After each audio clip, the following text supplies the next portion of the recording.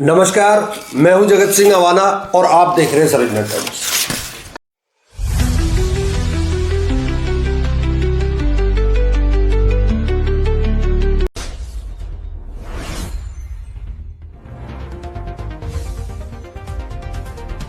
आप देख रहे हैं सरंजना टाइम्स।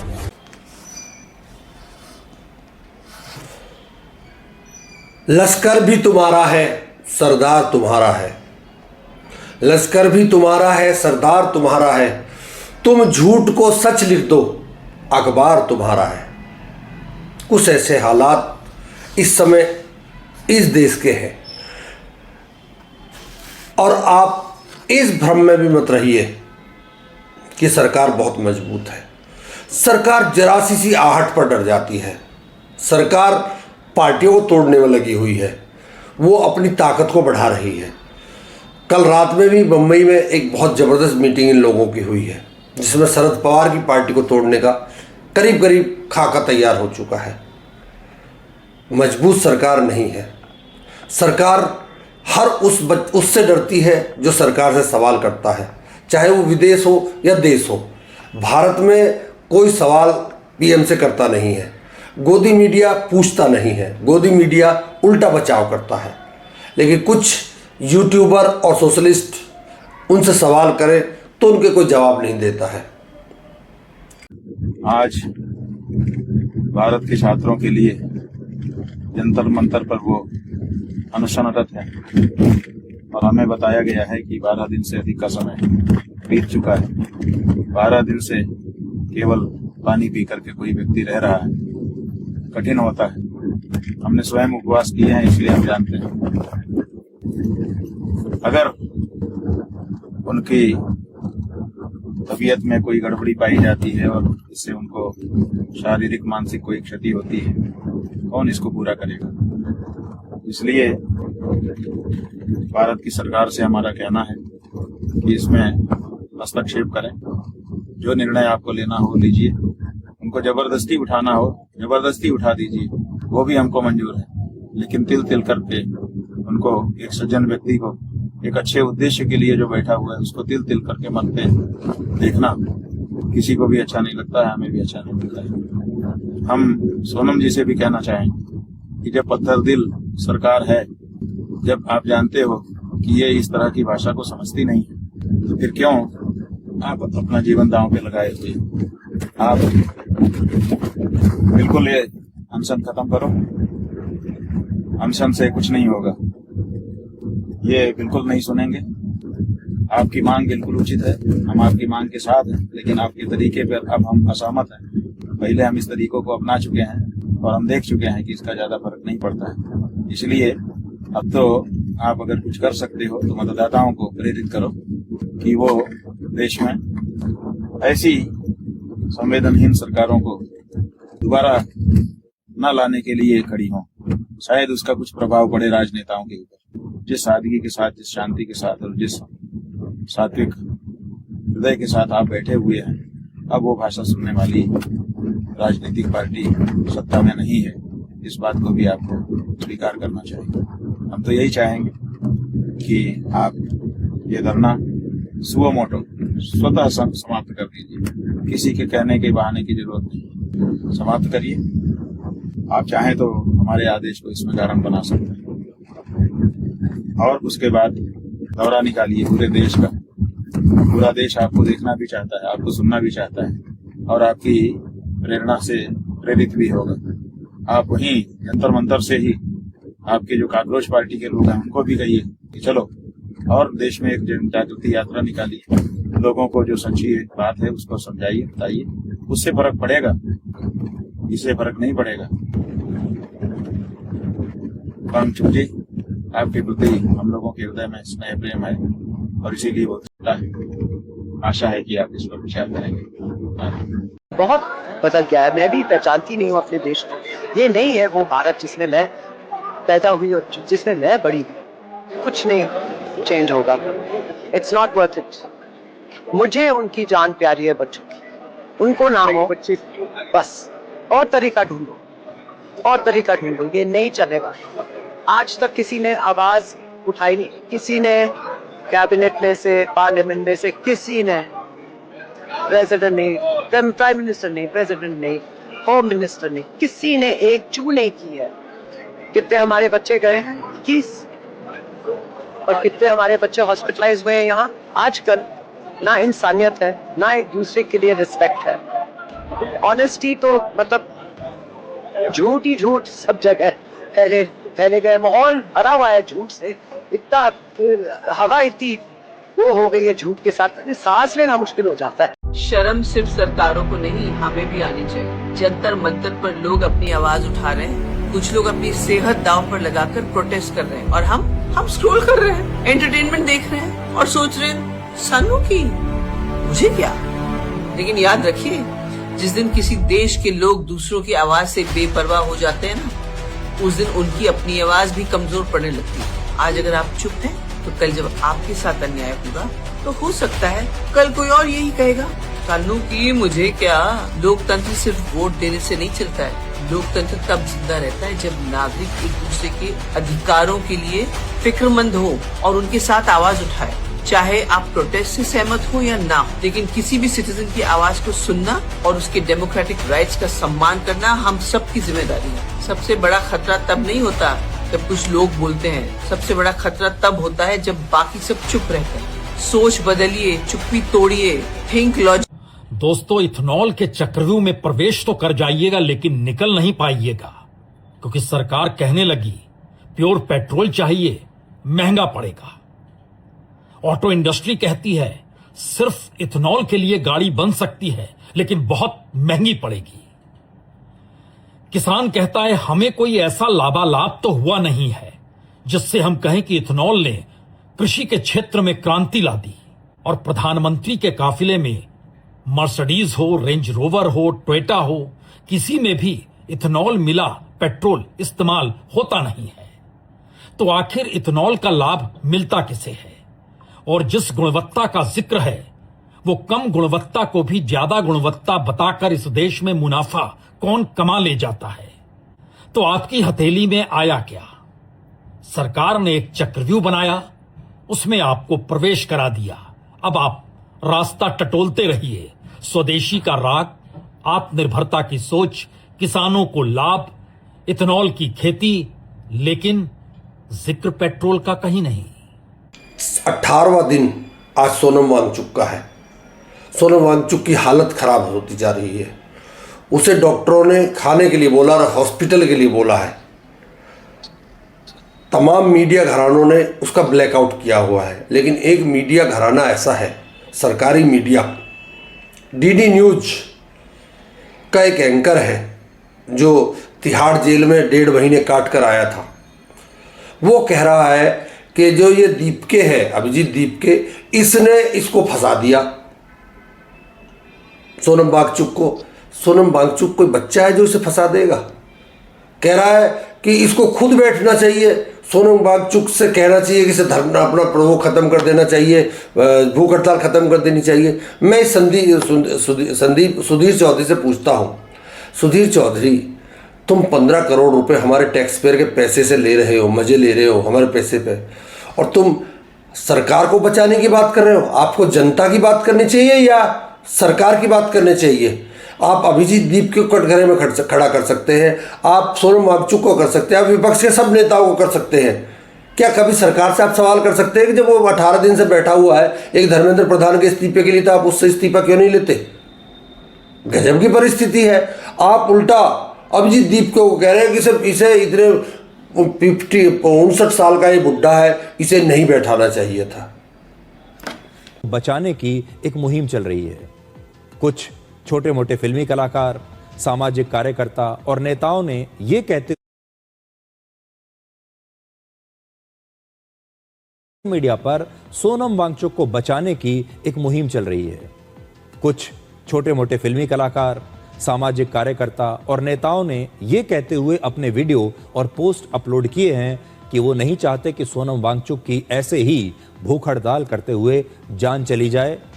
ये देश के लोगों से अपील कर रहे हैं कि भारत के लोग सोनम वांगचुक और कॉकरोच पार्टी के इस विरोध प्रदर्शन को एक बड़ा मुद्दा बनाएं और सरकार पर दबाव डालें कि वो सोनम वांगचुक की भूख हड़ताल का संज्ञान ले और सोनम वांगचुक की मांगों को मान ले, ताकि सोनम वांगचुक की भूख हड़ताल समाप्त हो जाए।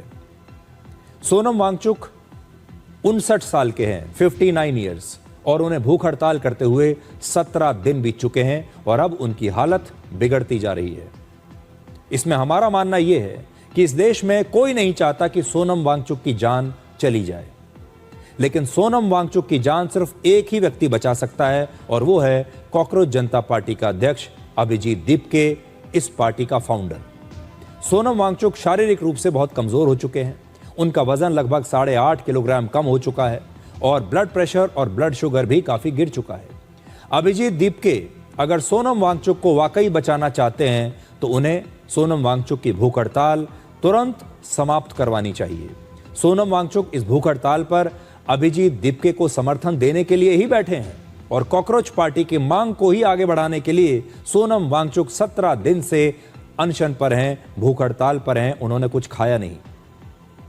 अब अभिजीत दीपके लगातार उनके साथ तो दिखाई देते हैं, उनके साथ बैठे तो हैं, लेकिन अभिजीत खुद भूख हड़ताल पर नहीं बैठे। अभिजीत दीपके खुद 30 साल के युवा हैं और वो अपनी मांगे मनवाने के लिए एक 59 साल के व्यक्ति से भूख हड़ताल करवा रहे हैं और खुद अनशन पर नहीं बैठे। अभिजीत दीपके को सोनम वांगचुक से पूरी गंभीरता के साथ ये गुजारिश करनी चाहिए कि इस भूख हड़ताल के लिए सोनम वांगचुक ने पूरे देश का ध्यान अब इस मुद्दे की तरफ खींचा है। वो काफी हद तक सफल रहे हैं, जो वो चाहते थे वो हुआ है। लोगों ने इनकी भूख हड़ताल का संज्ञान लिया है, लेकिन अब उनके शरीर की बेहतरी के लिए यही मुनासिब होगा कि सोनम वांगचुक अपनी भूख हड़ताल समाप्त कर दें और जल्दी से जल्दी किसी अस्पताल में भर्ती हो जाएं और अपना इलाज कराएं।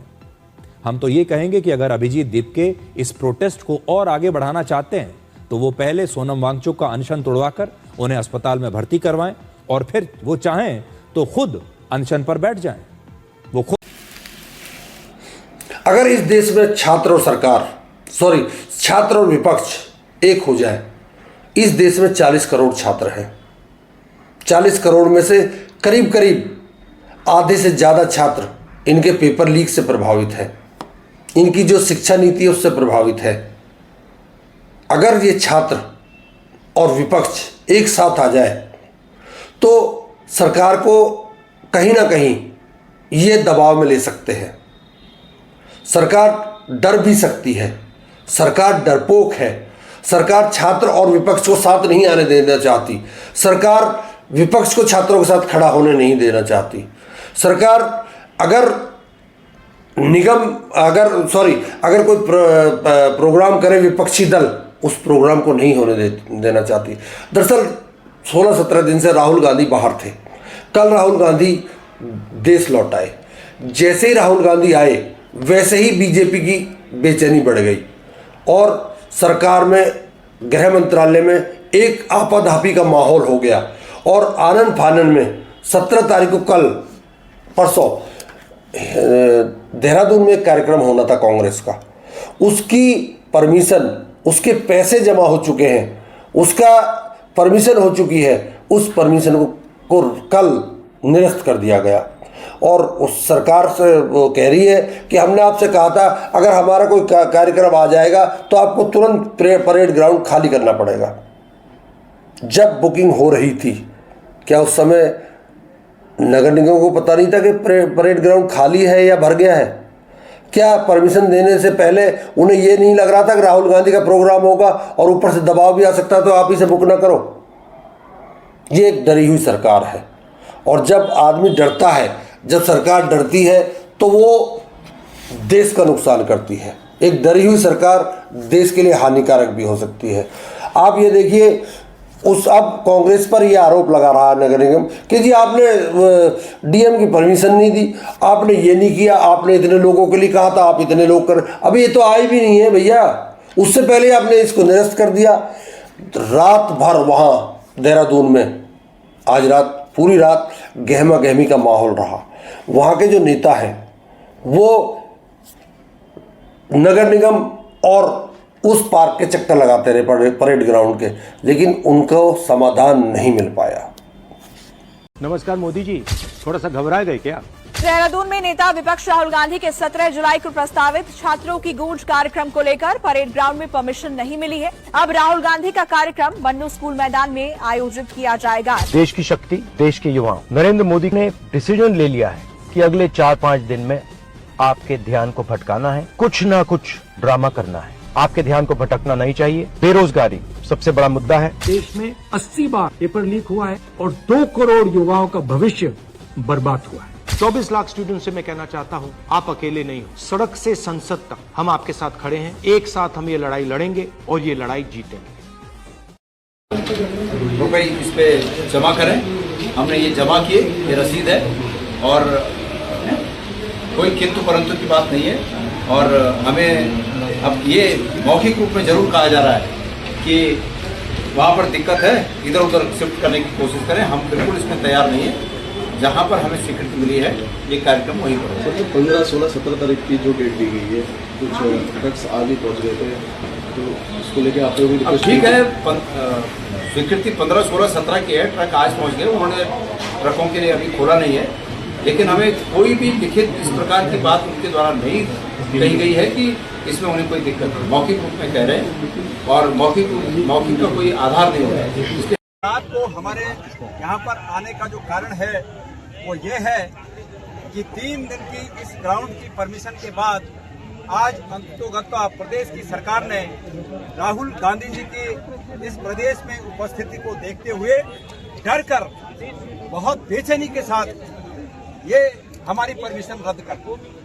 सरकार की ये दलील है साथ साथ में कि इस ग्राउंड में एक कार्यक्रम पहले से चल रहा है और यहाँ पर आने का हमारा मकसद ये है कि हम सोशल मीडिया और मीडिया के हमारे साथियों के माध्यम से ये दिखा पाएं।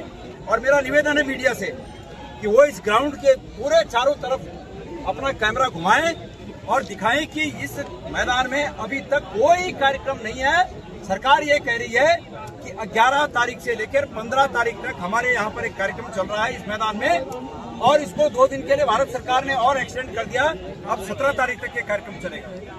मैं प्रदेश की जनता को ये कहना चाहता हूँ कि इनकी तानाशाही का ये आलम है कि इस परेड ग्राउंड में कोई कार्यक्रम नहीं चल रहा है, लेकिन इसके बावजूद सरकार कह रही है कि हमारा कार्यक्रम चल रहा है। जो कार्यक्रम चल रहा है वो इस मैदान से हटकर दूसरे मैदान में वो कार्यक्रम है और हमने उस मैदान की न तो परमिशन के लिए अप्लाई की और न हमें उस मैदान की जरूरत है। हमें तो सिर्फ इस मैदान की जरूरत थी जो कि हमको परमिशन मिल गई थी, लेकिन सरकार के दबाव में आज अधिकारियों ने फिर हमारे इस परमिशन को रद्द कर दिया। ये राहुल गांधी जी से इस प्रदेश की सरकार का डर जाहिर होता है। डिपार्टमेंटों ने ये कहा कि भाई फीस जमा करो, हमने फीस भी जमा कर दी। अमूमन इस मैदान की फीस सिर्फ 65,000 रुपए होती है। हमसे 1,77,000 जमा करवाया, हमने वो भी 1,77,000 जमा किया, लेकिन उसके बाद आज इन्होंने ये परमिशन रद्द की। ये इनकी डर दिखाता है कि राहुल गांधी जी के आने से ये कितने भयभीत हैं। लेकिन मैं एक बात प्रदेश की जनता से कहना चाहता हूँ, हम नौनिहालों के हितों में, हम नौनिहालों के भविष्य की सुरक्षा को सुनिश्चित करने के लिए राहुल गांधी जी का प्रोग्राम देहरादून में निश्चित रूप में करेंगे। जो पेरेंट्स अपने बच्चों को इस कार्यक्रम में भेज रहे हैं, हम उनको ये सुनिश्चित करना चाहते हैं कि हम बच्चों की सुरक्षा के दृष्टिगत सुरक्षित जगह पर, दूसरी जगह पर हम इस कार्यक्रम को करेंगे।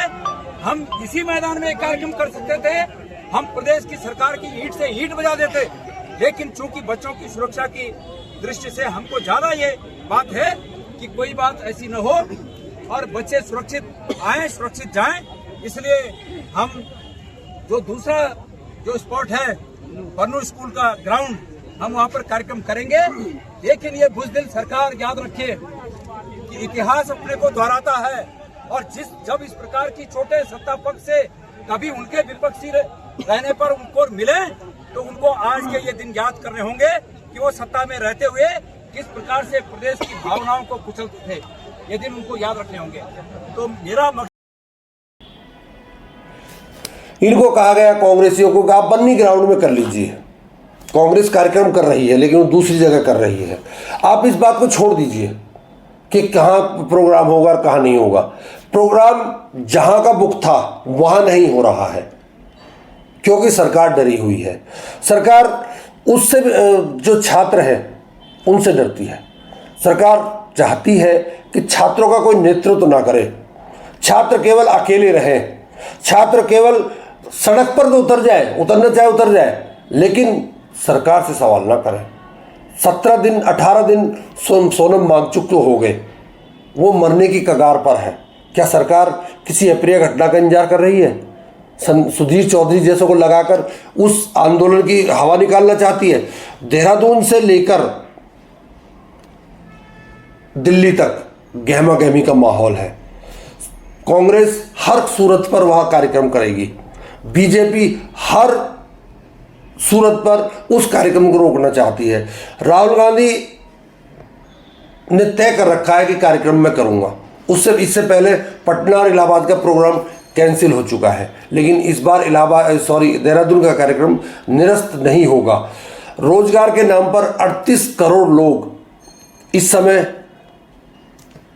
सड़क पर है, बेरोजगारी चरम पर है, महंगाई के सरकारी आंकड़ों में ही महंगाई इतनी जबरदस्त है कि जिसका कमाल नहीं। लेकिन देश की आवाज कौन उठाए? देश की जनता आज सोनम वांगचुक जिसके ऊपर फिल्म बन चुकी है 3 इडियट, उसके साथ ढेरों अभिनेता और वो आ गए हैं जिन्हें अभी ये छोटा अभिनेता बोल रहा था सुधीर चौधरी, आपने सुना, उसके साथ आकर खड़े हो गए हैं। लेकिन देश की जनता में जागरूकता नहीं है। देश की जनता तक ये खबर ही नहीं जा रही है कि आपके साथ आखिर हो क्या रहा है। देश की जनता को यही पता नहीं है कि उनके भविष्य में आगे होना क्या है। तेल के लिए लंबी लंबी लाइनें अब लगना शुरू हो जाएंगी। सरकार बेचैन है, जनता परेशान है, विपक्ष सामने खड़ा है और छात्र सड़क पर है। ऐसे में क्या आप इस देश को विश्व गुरु बनने लायक छोड़ पाएंगे या नहीं छोड़ पाएंगे? जिस देश में चंदा चोरी हो जाता हो, राम मंदिर का और भी ढेरों मंदिरों का, क्या वो देश विश्व गुरु बनने लायक है? क्या जिस देश में छात्र परीक्षा की वजह से आत्महत्या कर लेते हो, क्या वो देश विश्व गुरु बनने लायक है?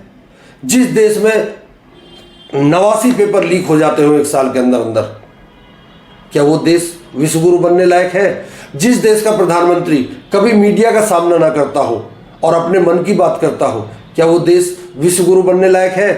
क्या वो विश्व गुरु बनने लायक है जिसमें बेरोजगारी चरम पर है? क्या वो देश विश्व गुरु बनने लायक है जिसमें 81 करोड़ सरकारी भोजन पर जिंदा है? सरकार कहती है कि हमने 38 लाख करोड़ रुपए बेरोजगारों को बांट दिए। कौन से बेरोजगार है वो? कौन सी बेरोजगारी खत्म होगी इन लोगों की? ये सब आपके एजेंट थे, पैसा निकाल के खा गए। इसका मेरे पास सबूत नहीं है, लेकिन सूत्र बताते हैं बेरोजगारी खत्म हो गई। ऐसे गजब है।